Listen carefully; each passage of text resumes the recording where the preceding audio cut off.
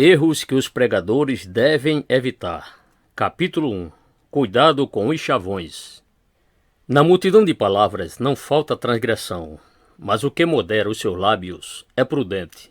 Provérbios capítulo 10, verso 19. Tende cuidado para que ninguém vos faça presa sua, por meio de filosofias e vãs sutilezas, segundo a tradição dos homens, segundo os rudimentos do mundo e não segundo Cristo. Colossenses capítulo 2, verso 8. Você gostaria de saber onde foi realizado o culto mencionado na introdução deste livro? Em nenhum lugar específico. Trata-se de um episódio fictício, montado para mostrar o que está acontecendo em várias igrejas, onde o evangelho cristocêntrico tem dado lugar a outro evangelho, cuja ênfase é o ser humano. Muitos cultos têm se tornado programas de auditório e reuniões onde pregadores, cantores e outros desprezam, conscientemente ou não, os elementos bíblicos do culto neotestamentário, louvores, pregação da palavra de Deus e os dons do Espírito Santo. 1 Coríntios capítulo 14, verso 26. Os pregadores famosos, nem todos, é claro, têm ocupado indevidamente os púlpitos das igrejas, falando o que as pessoas querem ouvir. Empregam chavões ou clichês, expressões prontas, repetidas mecânica e refletidamente, fazendo mau uso do tempo destinado à exposição da palavra. Vamos analisar neste capítulo algumas frases que os pregadores José dos Clichês e Antônio das Revelações empregaram. Erros que os pregadores devem evitar. Capítulo 1. Cuidado com os chavões. Sauda os irmãos com a paz do Senhor. Você percebeu como José dos Clichês saudou os irmãos? Ele disse: sauda os irmãos com a paz do Senhor, e os amigos com uma boa noite de salvação. Como se vê? O primeiro erro do chavão é gramatical, pois o correto é saúdo, do verbo saudar, e não saldo, palavra que possui outro significado. No entanto, observe que a saudação de paz foi dirigida apenas aos crentes. Por quê? Jesus não ensinou isso. Em qualquer casa onde entrardes, dizei primeiro, paz seja nesta casa. E se ali houver algum filho da paz, repousará sobre ele a vossa paz. Lucas capítulo 10, versos 5 e 6. No culto, a saudação diferenciada pode levar um visitante mais atento a sentir-se discriminado. E isso não é bom. Haja vista o ouvinte da palavra merecer tratamento especial. A saudação deve ser igual para todos. Saúdo a todos com a paz do Senhor. Talvez você pense, o ímpio não tem paz. Para que saudá-lo com a paz do Senhor? Ora, é exatamente pelo fato de o não crente não possuir a paz que se deve desejar-lhe a paz do Senhor. Como poderemos ter paz com todos os homens? Romanos 12, versículo 18, Hebreus 12, 14, se não somos capazes de lhes comunicar virtude chamada de gloriosa e perfeita, no hino 178 da harpa cristã, hinário oficial das Assembleias de Deus? Em tempo, se você deseja saber mais sobre gramática, a fim de evitar erros e confusões, recomendo a leitura de Tira Dúvidas da Língua Portuguesa de Antônio Mesquita, editado pela CPAD. Erros que os pregadores devem evitar. Capítulo 1. Cuidado com os chavões. É motivo de grande alegria. O templo deve ser, de fato, um lugar de alegria. Salmo 122, verso 1. Mas usar o clichê em apreço mecanicamente, sem nenhuma reflexão, só para preencher um espaço de tempo, é um erro. Há irmãos que o citam e, logo em seguida, começam a se lamentar, relatando problemas ao auditório. Alguns pregadores cometem erros semelhantes ao pronunciar glórias a Deus e aleluias fora do contexto. Ouvi dia desses um pregador discorrendo sobre os sinais da vinda de Jesus. Milhares de pessoas morreram nesse século, todas vítimas de terremotos, guerras e doenças. Glória a Deus! Há muitas guerras e rumores de guerras e inúmeras pessoas que estão morrendo sem salvação. Aleluia! Ora, as palavras de glorificação não são para preencher espaços, tampouco para ser usadas a qualquer hora. Deus deve ser louvado pelos seus feitos em nosso favor. Bendize, ó minha alma, o Senhor, e não te esqueças de nenhum dos seus benefícios. Salmo 103, versos 1 e 2. Erros que os pregadores devem evitar. Capítulo 1. Cuidado com os chavões. Amém, irmãos? Confesso que às vezes sinto-me como se estivesse em qualquer lugar, menos em um templo participando de um culto. A insistência de alguns pregadores em querer animar o auditório, em mexer com o público, é deprimente. Quando saudamos a todos com a paz do Senhor, ninguém é obrigado a responder com um amém. Se alguém responder, deve fazê-lo espontaneamente, para demonstrar que partilha da mesma paz. A palavra amém indica concordância, mas se a pessoa não quiser concordar audivelmente, isso é um direito que lhe assiste. Fico feliz porque não estou sozinho nesse protesto contra o comportamento exagerado de pregadores desprovidos de bom senso. O mestre Antônio Gilberto, em um de seus artigos, disse: os irmãos acham que o que está ocorrendo em nossos cultos deveria ficar como está? Não. Está na hora de um basta. E ele complementa: é preciso pôr termo às anormalidades que vêm ocorrendo em todas as fases do culto, na maioria das igrejas, congregações e pontos de pregação. Quem chega à plataforma para falar não deve usar de mecanismo para com os crentes. Exemplo, dizer a paz do Senhor e repetir isso até que haja eco suficiente para agradá-lo. Mensageiro da Paz, número 1425, página 15. Amém? Erros que os pregadores devem evitar. Capítulo 1. Cuidado com os chavões. Anjos, arcanjos, querubins e serafins. Pregadores especialistas em animar auditórios gostam muito dessa expressão. O curioso é que, às vezes, ela provoca maior entusiasmo do que a afirmação: Jesus está neste lugar. Nem parece que a pessoa principal do culto é o Senhor Jesus. Segundo as Escrituras, a abundância de alegrias e delícias perpetuamente na presença de Deus, e não na dos anjos. Salmo 16, verso 11. Sabendo disto, o apóstolo Paulo alertou acerca do perigo de cultuarmos os anjos. Colossenses 2, verso 18. O chavão menciona arcanjos presentes no culto, como se eles fossem uma classe angelical à nossa disposição.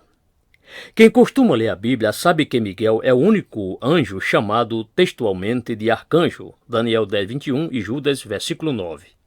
Há outro com este título nas páginas sagradas.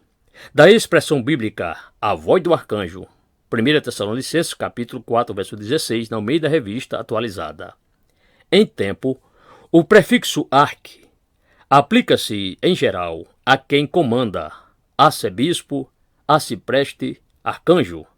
Assim conclui-se que Miguel seja um comandante dos anjos. Erros que os pregadores devem evitar. Capítulo 1. Cuidado com os chavões. Olhe para seu irmão e diga: se os pregadores entendessem o que é ser um mensageiro de Deus, abandonariam essa prática de querer criar um clima propício para falar.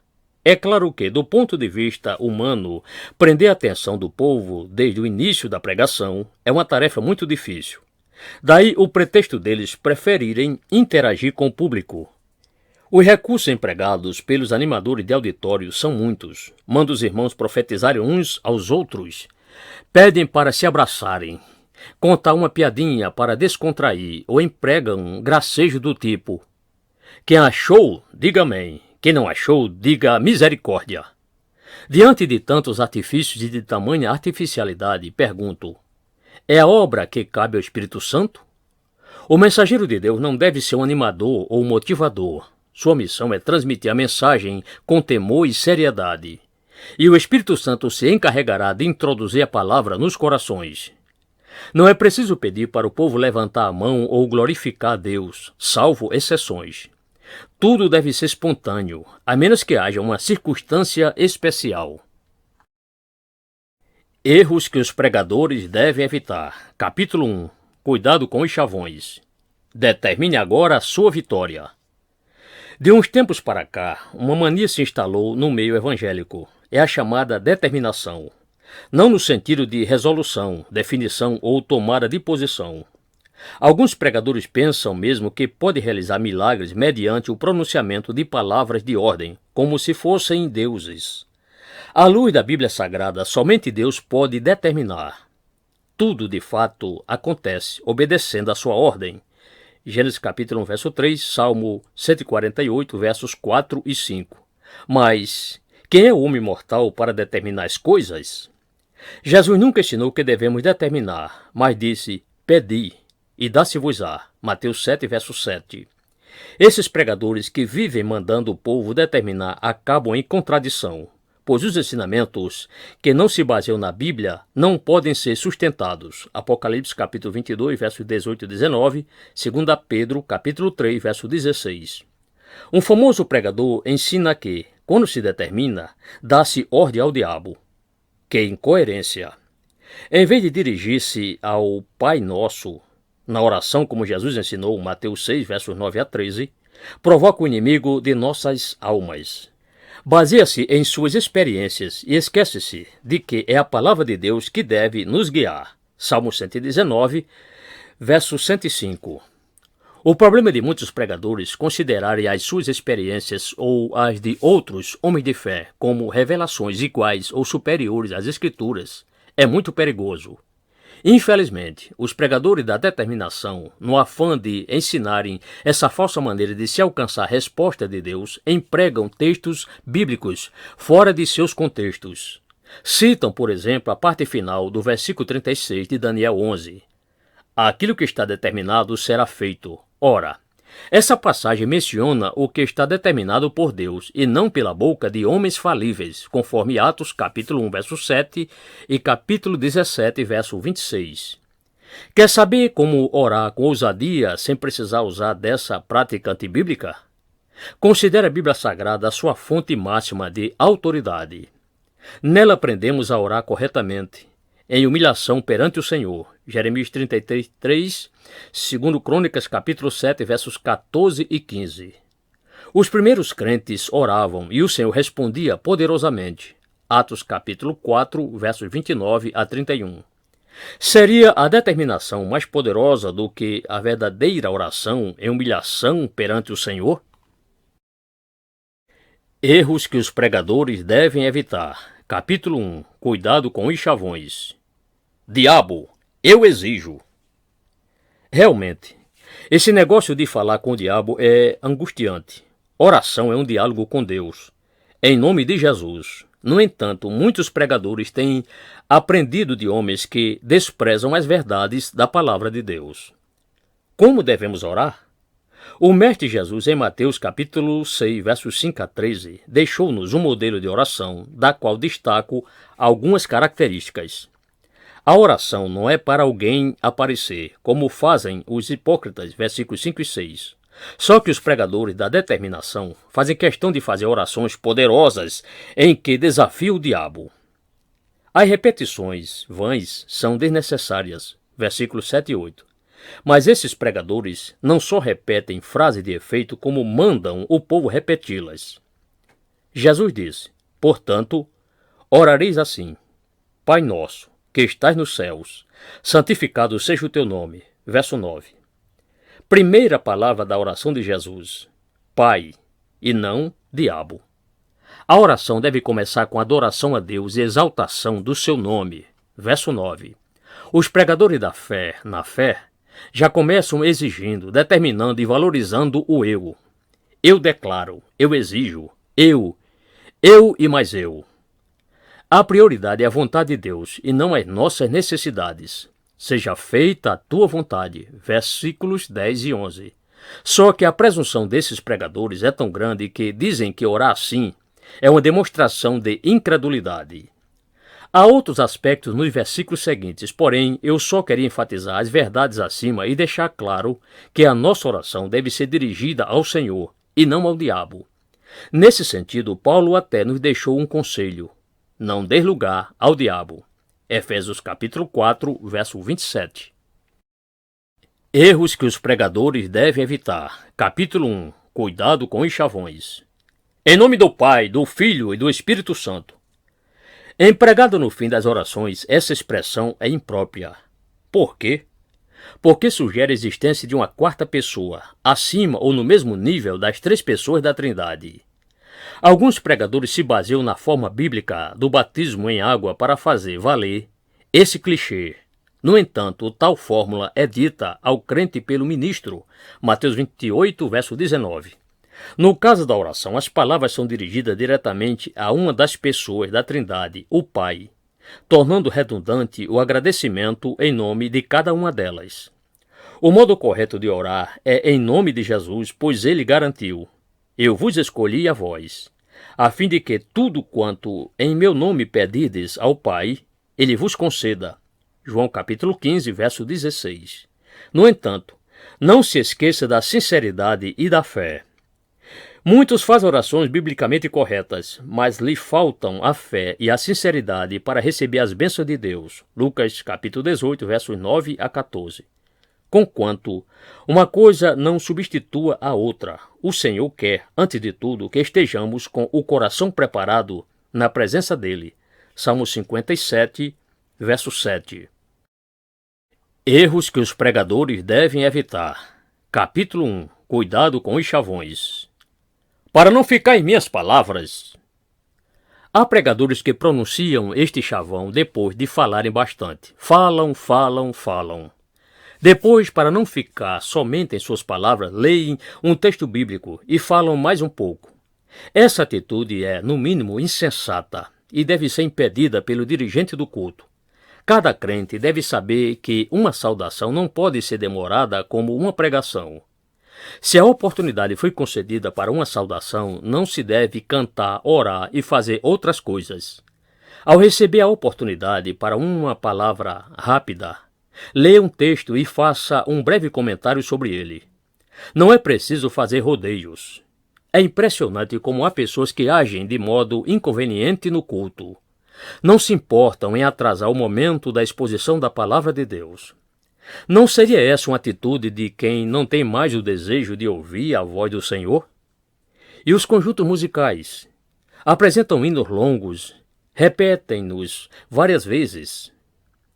Isso sem mencionar as coreografias que têm se tornado uma mania em nosso meio. Os dirigentes que toleram todas essas coisas estariam em sintonia com a vontade de Deus? Admiro a atitude dos poucos pastores que conheço, capazes de, se for preciso, modificar a programação de um culto para que a palavra de Deus seja pregada com tempo suficiente e no horário nobre. Enquanto isso, há outros que ficam olhando a banda passar. Desperta, ó tu que dormes. Efésios capítulo 5, verso 14. Erros que os pregadores devem evitar. Capítulo 1. Cuidado com os chavões. Caiu aqui em Salmos. Muitos crentes, hoje em dia, usam o livro santo como um mero caderno de horóscopo. Abrem-no aleatoriamente e acham que receberão uma mensagem específica para resolver os seus problemas. A Bíblia precisa ser lida com meditação. Quem a lê no púlpito deve saber o que e por que está lendo. No caso do personagem em apreço, a passagem lida, por ironia, aplicou-se a ele mesmo. Não sejais como o cavalo, nem como a mula, que não tem entendimento, cuja boca precisa de cabresto e freio. Salmo 32, verso 9. É claro que Deus, por exceção à regra, pode falar conosco desse modo. Aliás, quando eu era novo convertido, pedi uma palavra e abri a Bíblia. Sabe onde caiu? Em Isaías 45. Fiquei todo feliz. Que maravilha! Deus está falando comigo em meu próprio nome. Alguns dias depois, repeti a prática. Que decepção! Abri a Bíblia nas páginas brancas. Como isso se repetiu por várias vezes, resolvi selecionar os versículos que mais gostava e os escrevi naquelas páginas. Mas aconteceu um outro problema. Abri a Bíblia aleatoriamente e caiu nas genealogias de 1 Crônicas.